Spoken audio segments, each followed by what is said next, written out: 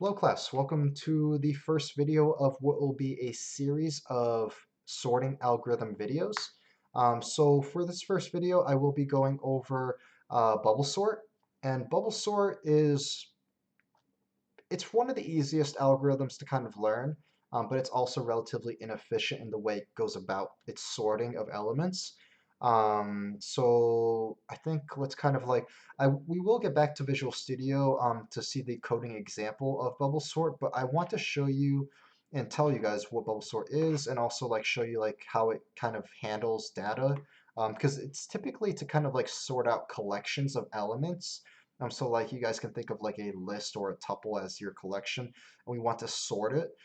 So instead of using the sort method, which is typically reserved for like small data sets, when we use more complex sorting algorithms, so not necessarily bubble sort, but maybe like quick sort, those more complex sorting algorithms are more efficient than the built-in sort method.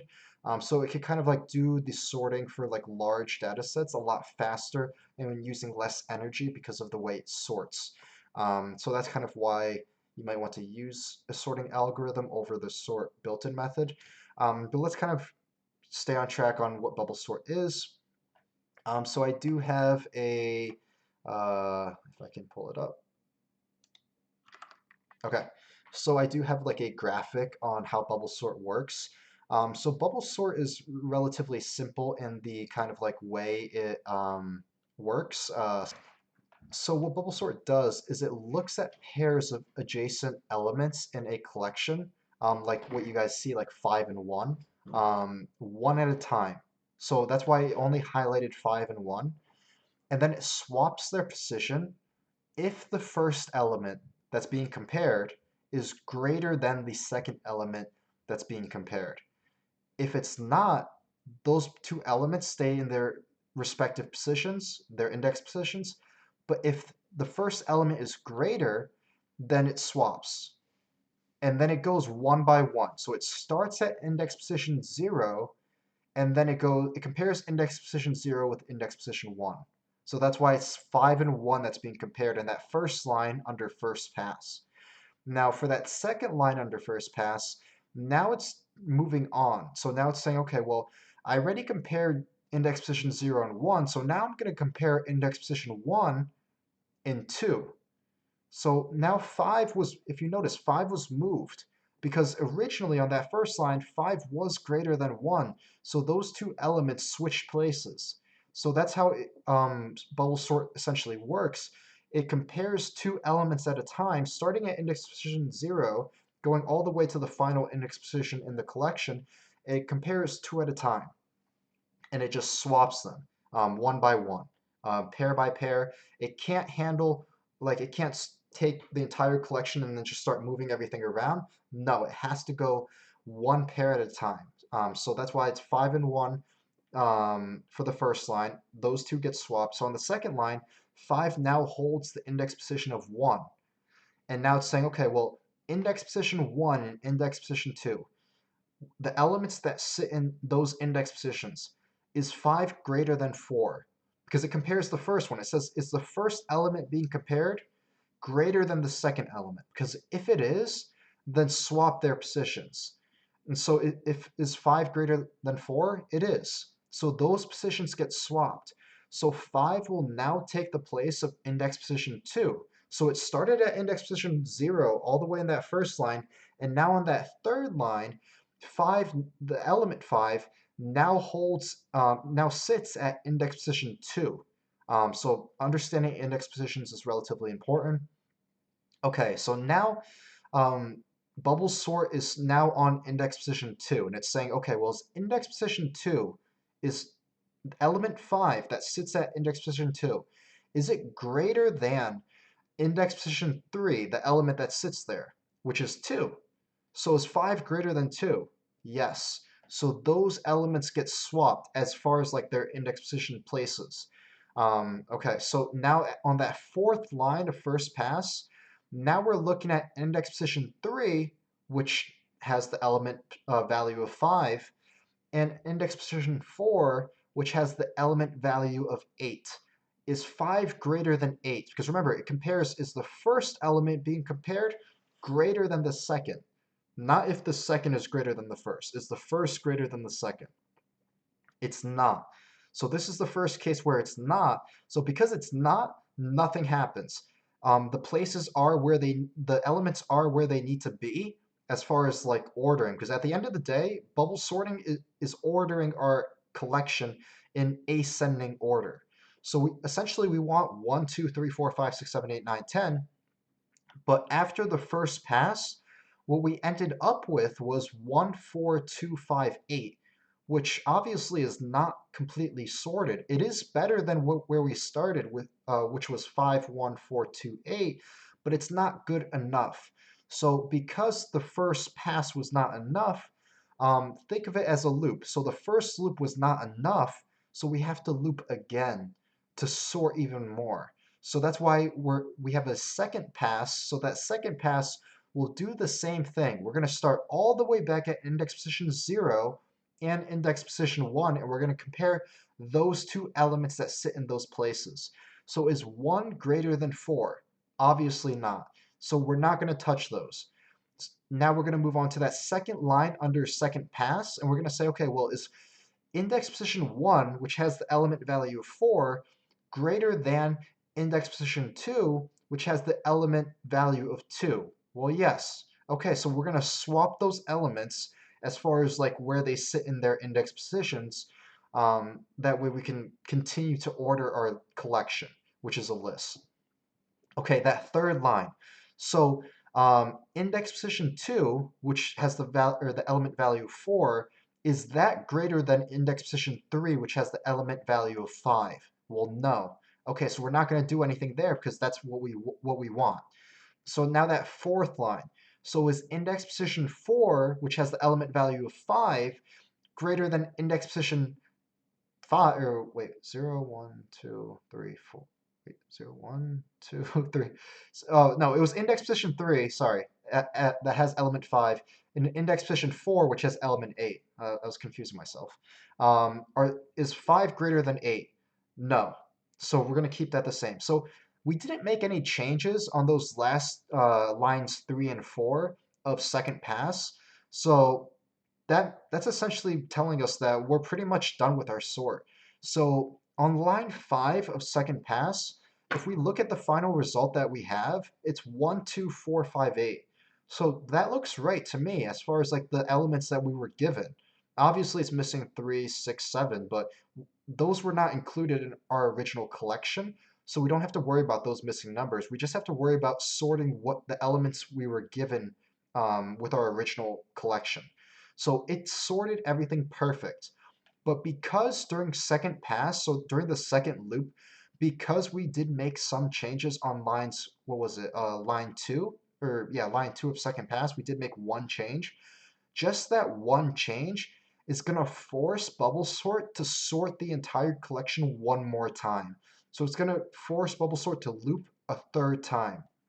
So even though, as you guys can see in third pass, there's no changes being made on any of the 5 lines, the fact that we had to sort a third time just kind of proves the point of what I said at the very beginning of this video, that bubble sort is one of the most inefficient ways of sorting. Like, it gets the job done. All of these sorting methods, or the sorting algorithms I'm going to show you, all get the job done. They all get you the final result, but it's all about efficiency. So that's what algorithms really do. It's all about how you can be most efficient um, to meet the requirements of your employer, essentially, and satisfying like what your employer wants from you, or like solving the programming problem in the most efficient way possible. So that's really the point of algorithms, I guess. But in this case, bubble sorting is obviously not efficient, but it gets the job done. I guess that's the point. So now that you guys can kind of like understand like visually what's happening, now let's kind of like write everything we see here in code, in Python code. So let's move on to that. So let me just change screens on my end. Okay. So I already wrote the code out for you. So if you guys want to pause the video, it's basically, get rid of this. It's basically this. So as you guys can see, I have a function. Now it can be a standalone function. It can be a function inside of a class, but if we do that, it's called what? It's called a method. It's the same thing though. So it could be either or. You can put them in either or places. But obviously we would have to test the function. So the function is like it does something and it saves that data, but that data is really not useful if we don't call that function. So we do have to call the function, so that's why I kind of like, I created my list here. I have the function name right here, so I'm calling the function. I'm passing the argument of number list right here, and then I'm printing out number list because when I included my number list, which is the variable that's storing my list, and I included it inside of the function as an argument, and then I printed out number list. So this essentially, this line right here is essentially sorting this list that I created, which is obviously unordered. So this is a very important line, but you guys have done this line before, so this is nothing new to you. These lines are nothing new to you, and even this function isn't new to you. It's the way I wrote this function that's new, and that's unique to the bubble sort method or bubble sort algorithm. Okay, so let's start with the syntax. So I'm not going to cover the syntax down here because it's relatively straightforward. So let's just kind of cover this syntax right here. So obviously the function starts with def. We know this. And this is a user-defined function. So that means I created this function. I named it whatever I wanted to name it. And whatever I put inside of it is stuff that I told it to execute, to fulfill whatever need I needed it to do. Um, Obviously, there's built-in functions, as you guys know, in Python, like sorted and so forth. Um, but this is not this. That's not that. So this is a user-defined function. So inside of bubble sort, so I named my function bubble sort just to kind of like relate what this function is doing, because that's typically what you want to do. When you create a function, a user-defined function, you typically want to name it whatever it's doing. So like if my function is supposed to sort something, then name it sort or like or underscore sort or something like that. But if it's using a specific algorithm like bubble sort, then name it bubble sort. If it's using quick sort, name it quick sort. Just so that it's like easier for you to just like look at the name of the function and be like, oh, well, this function does this. It just makes more sense. Um, so inside of the parentheses, I have number list, and number list is essentially just like it is the name of my list that I'm going to be using in this function. So I just included it there. Uh, yeah. Okay, so let's look inside of this function. So inside of this function, I have two for loops. So if you're gonna write bubble sort inside of like any whether it's Python code or any other programming language, you do typically need at least two loops. It doesn't have to be a for loop, but in this case, I'm using a for loop and then a nested for loop inside of it, just to fulfill what I need it to do. So the first for loop, let's kind of try to understand what it's doing. So the first for loop, I'm saying for I in range. So if you guys remember range, it's just a way for us to kind of like iterate through something. Range essentially says, okay, uh, well, typically the arguments are like the arguments parameters. Hmm. The stuff you would put inside of range, I forget the exact word that they used. The stuff you would typically put inside of range. So if I did like range 10, let's do range 10 down here. If I did range 10, this would just return 0, comma 10. If I did range length numberless, what do you guys think that's going to return? Well, that's going to return, it's going to say, okay, well, number list is the variable that stores my list, which is 1, 2, 3, has 6 value or 6 elements inside of it. And then length, the length function gives me the number of elements inside of my list, or the number of elements inside of whatever I'm putting inside of it. So if it's a list, if it's a string, like if it's like a string of hello, it would give me Hello, it give me number 5. If it's like in this case, it's a list, it has 6 elements. So length number list would give me 6. And then once I put 6 inside of range, it's essentially doing this. It's essentially returning 0, comma 6. Um, it's just a range for me to iterate through 6 times. So this line is basically saying for the dummy variable of I, iterate or like run this loop 6 times because there's 6 elements inside of this list. That's all this is doing. Okay, so this next line is saying for j in range length. So this it's kind of using the same syntax again. The only difference is I changed my dummy variable because I cannot use I again if I'm creating a nested for loop. I have to use any other dummy variable. In this case, it's j. It could be w. It could be whatever you want it to be. So for j in range and then length number list. So remember, that's all of this right here. This is just going to return 6. So when I'm saying for j in range, so a range of 6 minus 1. So why am I doing 6 minus 1? Well, we have to kind of go back to that the visual representation of how bubble sort works. So if we go to the 4th line of first pass, remember bubble sort does comparisons in sets of 2 elements at a time. So remember, every time we did bubble sort, we always stopped essentially with the second to last element in our collection. So it stopped at 5, 8 for all of them. Yeah, so like if we look at the 4th line, it was index position 0, 1, 2, 3. So it was index position 3 and index position 4. So 3 was essentially the last index position we were comparing because it was the last possible pair. So we can't go all the way to index position 4 because at that point I'd have an element of 8, but what am I comparing it with? There's no other elements after it. So I can only compare it with an element after it, not before it. So that's why we always end at the index position before the last element in our list. So that's kind of why I do -1 right here. So I'm saying, or actually, hold on, you can't see that. So that's why I'm saying in this line right here, for j in range of like essentially 6 minus 1. So I'm saying for j in range of 5. So only iterate through 5 of the elements in my list, essentially. So this first line is saying, okay, loop 6 times because there's 6 elements in my list.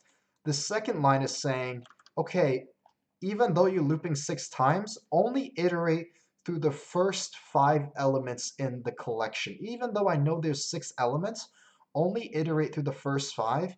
Don't include that last one because there's no pair. There's no pair after the 6th one to compare it with. I think that's the easiest way. I think that was clear. Okay, so now that we said, okay, iterate 6 times, so run the entire loop 6 times, but only iterate through the first 5 elements, like only have j represent only the first 5 elements. So j is going to represent 19, 13, 6 to 18.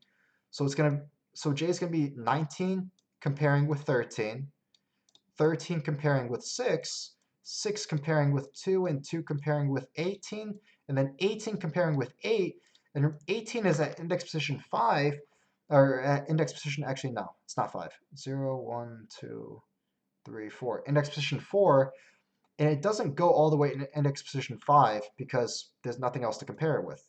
There's nothing after 8, right? So there's nothing there. So that's why I wrote it this way. It's always going to be written that way, so if you just want to commit that to memory, even if you don't fully understand this, this syntax, if it's a little bit confusing for you, there's different ways of writing this, but most of them do require you to do -1 because you can't go all the way to the end of your collection because you need to compare it with something after it as well. Okay, so if we say that, let's look at this if statement right here. This if statement is actually going to do something now. So this if statement is saying, okay, well, if you're telling me j is equal to 19 to start, if j is going to equal to 19, then if j, which is 19, is greater than number list j, so 19 plus 1. So when I say j plus 1, I just mean for the list of number lists, so for this entire list right here, if j is going to hold the value of 19 for the very first iteration of this, then if I do plus 1, I'm basically saying index position 0, which holds 19, plus 1, so index position 1. So index position 1 doesn't hold the value of 19 anymore. It now holds the value of 13. So now it's starting to make sense. So if j holds the value of 19 to start, and then j plus 1 holds the value of 13, then what's happening in this line is I'm saying if 19 is greater than 13, do something. But if we look back to that formula pack, or not the formula pack, if we look back to the table, that's essentially what we were comparing. We were comparing index position 0, which is what j is standing as to start off, with index position 1, which is essentially j plus 1. Okay, so if we're comparing, if j is greater than j plus 1, which is index position 0 is greater than index position 1, what's happening? I'm saying, okay, well, for number list j, comma, number list j plus 1. So I'm saying for 19 and 13, so wait, hold on, I'm confusing myself. So if 19 is greater than 13, then I'm saying 19 comma 13 now holds the value of 13 comma 19. Yes. um, does that make sense? So like if I were to write this out, I would write if 19 is greater than 13, because j is essentially at the first iteration of this nested for loop, j will hold the value of 19. So the first time it's doing this if statement, it's saying if 19 is greater than 13, and then down here I'm saying positions 19 and 13 now are equal to, or that's why I put the equal sign, because that's assigning a value to something, are now equal to 13 and 19. So I'm saying to Python, for positions j and j plus 1, assign them a new value of j plus 1 in j. So I switch the order of them. And then when this nested for loop runs again, because remember, this nested for loop has to run for each of the, it's going to run 6 times minus 1, so 5 times. So now the next time this nested for loop runs, it's going to say, okay, well, j no longer has the value of 19. J now has the value of index position 1, which is actually 19, because they swapped. So now next time this runs, it's going to be if 19 is greater than 6. Because now we're comparing these two index positions, but remember, these two originally swapped, so now 19 is over here on this second index position. So now it's going to be, is 19 greater than 6? And then down here, it is. So now what's going to happen here is positions 19 and 6 now change to positions 6 and 19. And then it goes again. If this nested for loop, we haven't even, we're still in the first iteration of this this parent for loop, but we're currently trying to fulfill the nested for loop, the amount of iterations that we need, which is 5. So this nested for loop is going to run 5 times, and I know it's 5 because it's range, length, num list, and we know just this is going to equate to 6. And if 6 minus 1 is 5, then that means that this nested for loop is going to run 5 times. So j is going to hold 5 different values here. So if, so now it's going to be what? If we're comparing this now, but remember 19 switched 2 times. So if 19 is greater than 2, which it is, positions 19 and 2 now are positions 2 and 19. and then so forth. So it's going to keep on going. I'm not going to write them all out, and then it's going to keep on going. And then remember, it's essentially going to follow the same pattern as this. So once it does that first pass, then that second pass is that parent for loop, where the parent for loop says, okay, well, I did all of the sorting, but I need to run it again. I need to run it at least 6 times. 6 times. 6. At least 6 times. So it's going to run it again. Even if through those 6 times that like no more sorting's actually happening, it still has to do it. Because I told the for loop to do it because that's just how bubble sort works. um, yeah, I think that's pretty much it as far as bubble sort. And obviously, like here, I did. Let me delete this. Here's my actual variable that has my list inside of it, but this can be like a tuple, it could be something else. It could be an array for a different programming language. And then here I'm putting my variable that stores my list inside of my user-defined function of bubble sort. That way bubble sort actually runs all of the sorting, all of like these for loops using the values from this list. And then I print it out, and I'll actually print it out just so you guys can see that it actually does sort properly. Why is it doing it like this? It's cutting it off. Okay. I think I just crashed. Okay. I may have just crashed my. Uh, give me 1 second. Let's move this here. Okay. I briefly crashed my Visual Studio, but it's back. Okay, so here's the actual output. So remember, the original list, I can read it off to you, was 19, 13, 6, 2, 18, 8. And it sorted all of that out to 2, 6, 8, 13, 8, 19. Now, it didn't take a long time for that to actually like give me the output for all of this sorting, even though you know it's going to run this loop at least 6 times through, and then 5 times in that nested for loop. So that's a lot of actual like computational power that's being done. Um, but it outputted it very quick. Now that's only because the actual data set was very small. Now imagine if I had maybe like 500,000 elements in my list. Now, if I were to run this bubble sort, depending on, I don't know the exact speed of how fast it would output the sorted list, but it probably would take a little bit of time compared to other sorting methods. And it's not just the time, but it's also the power. So like your computer does have to use quite a bit of power. And for most companies, that power is being run on servers, whether it's on-site servers or cloud-based servers. So that's power and that's money. And the more power you use, the more money you spend. And companies preferably don't want to spend too much money to run these sorts, especially if these sorts are being called upon frequently. So a good example of that is like Google. So like when you go to Google and you search up anything on Google, so like you want to find the nearest gym, right? Okay, so not only does Google have to kind of like pinpoint your location, but it also has to try to find all of the relevant gyms that are near you, and it stores all of that data is stored on Google servers, but it has to pull all of that data using like comparing to your current location, and then it has to give you all of the most relevant search results.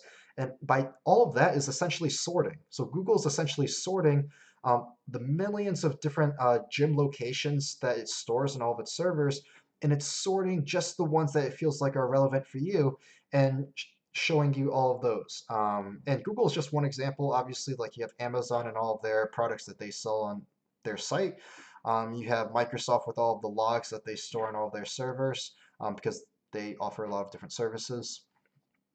And then you have Apple with the App Store. So all of these companies use sorting to essentially run their business. And they also use searching, which we're going to get to.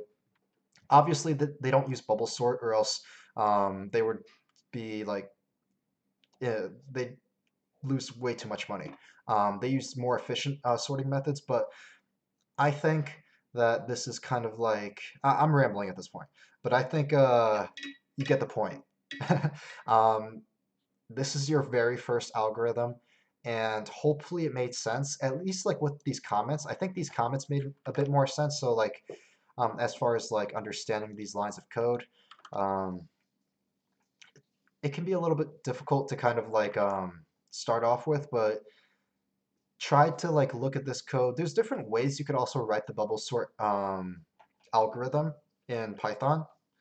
There's like a couple different ways, but they all essentially do the same thing, and they're all relatively similar in the way they kind of like in the way you write it. But this is the way I thought was probably the simplest way of understanding it as far as like the syntax. So yeah, that's the first video. So next week we will be going over, I don't even remember the name. I'd have to go back. I deleted it. Let me go back. I should probably know because, okay, so insertion sort. So next week we're going to be going over insertion sort and then selection sort and all of that. So I'm going to take a screenshot of this just so that I could remember. So yeah, next week's video will hopefully come out on Monday too. So this video came out a day late, so I do apologize for that. But yeah, so hopefully you guys enjoyed this video. It was like a short, relatively short video compared to the other videos for the summer 2022 Python course, but still a little bit longer than I wanted it to be, but if I can keep the videos at this time length, I'll count that as a win. So yeah, I'll see you guys in the next video where we cover insertion sort.